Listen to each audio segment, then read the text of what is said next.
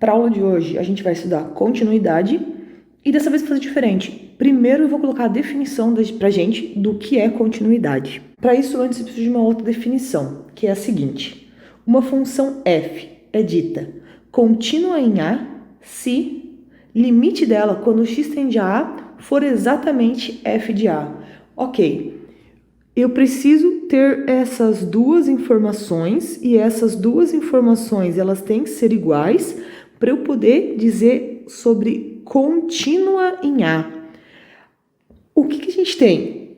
Para a gente ter uma função contínua, a gente precisa ter então três coisas. Quais são? Precisa existir o limite quando x tende a A pela esquerda. Precisa existir o limite da função quando x tende a A pela direita. E essas duas informações elas têm que ser iguais para a gente poder ter o limite de f de x quando x tende a A. E além disso, eu preciso ter f de A. Para que essas duas coisas sejam iguais, aí sim eu posso dizer que f é contínua no ponto A, contínua em A. Aqui tem um detalhe bem importante, que é o seguinte: para f de A existir, a gente precisa que A esteja no domínio da nossa função. Então, aqueles casos que a gente sempre tinha, que o nosso domínio da função, sei lá, de uma função g era reais menos algum outro valor aqui, eu não posso pensar em continuidade nos valores que não estão no domínio da minha função. A gente fala de continuidade para pontos que estão no nosso domínio, certo? Mas isso é continuidade em um ponto. Então, o que é uma função ser contínua? F é dita contínua se ela é contínua em todos os pontos do seu domínio. Então, pontos que estejam fora do domínio, não faz sentido a gente pensar em continuidade. A gente conhece já muitas funções que são contínuas.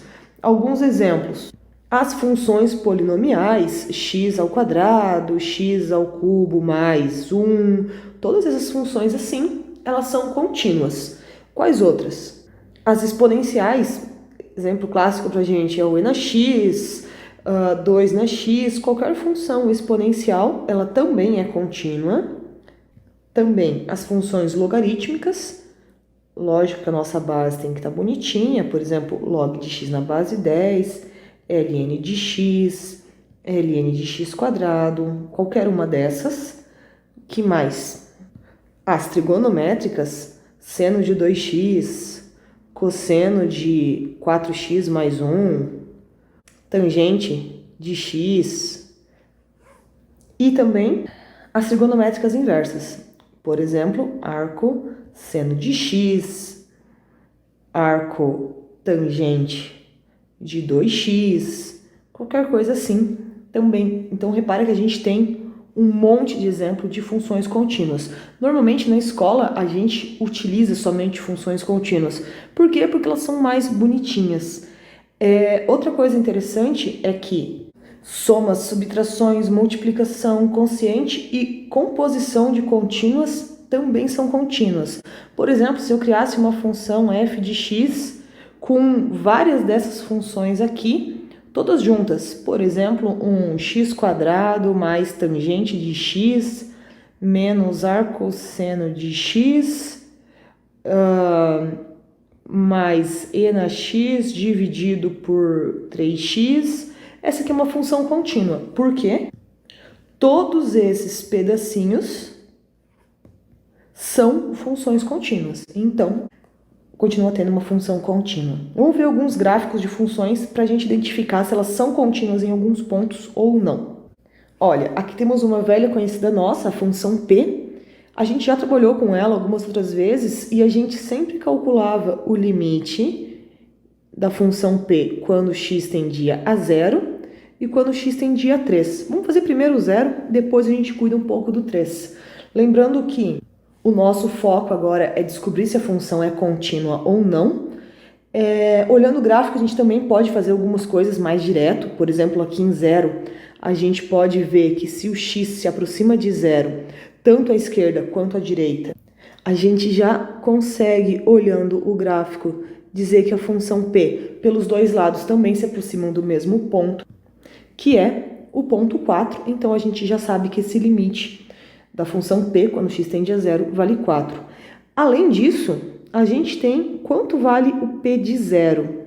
O p, quando x é zero, vale exatamente 4.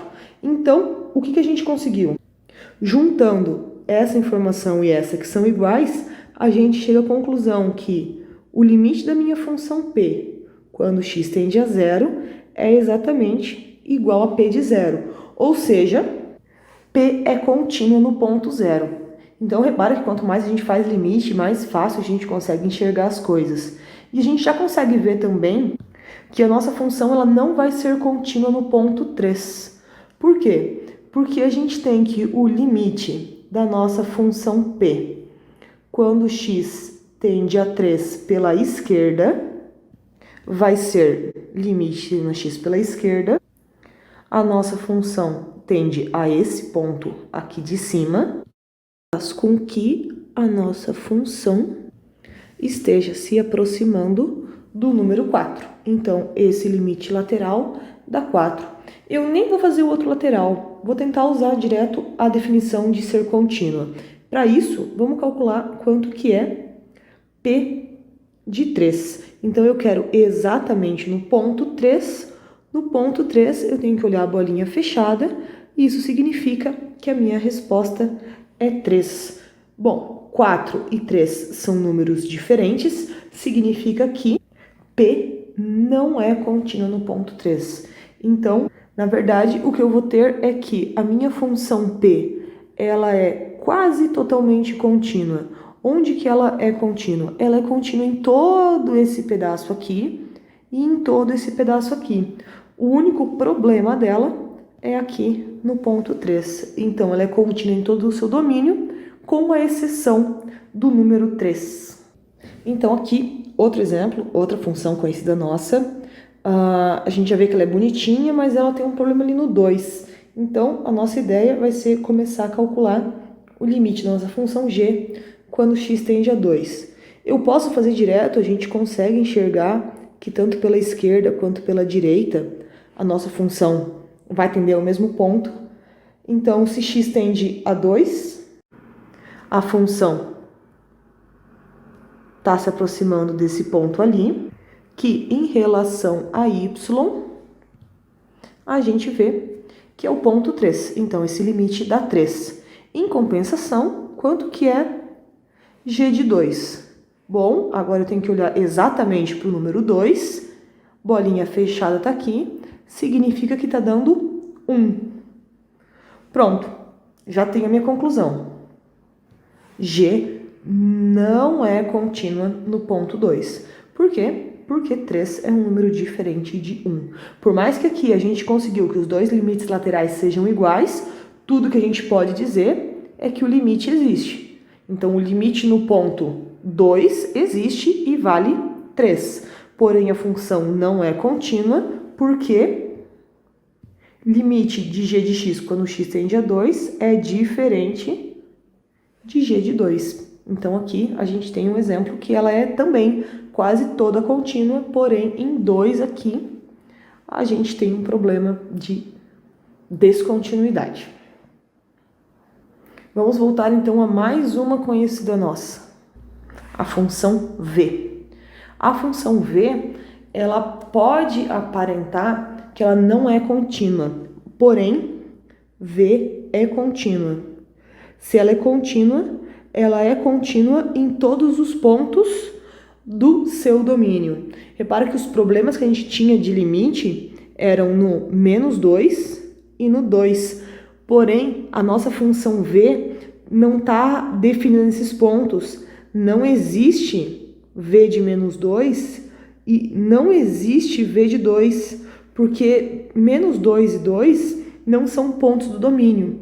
Então, reparem que a função v ela tem um formato de função racional, ela é um polinômio dividido por outro polinômio, bem bonitinho. então ela não tem nenhum tipo de falha, como aconteceu, por exemplo, aqui, ou como aconteceu, por exemplo, aqui. Ela é uma função que ela é contínua em todo o seu domínio. Então, por mais que essa função ela seja meio feia ou não tão usual para a gente, é uma função contínua. Contínua significa que é contínua em todos os seus pontos do domínio.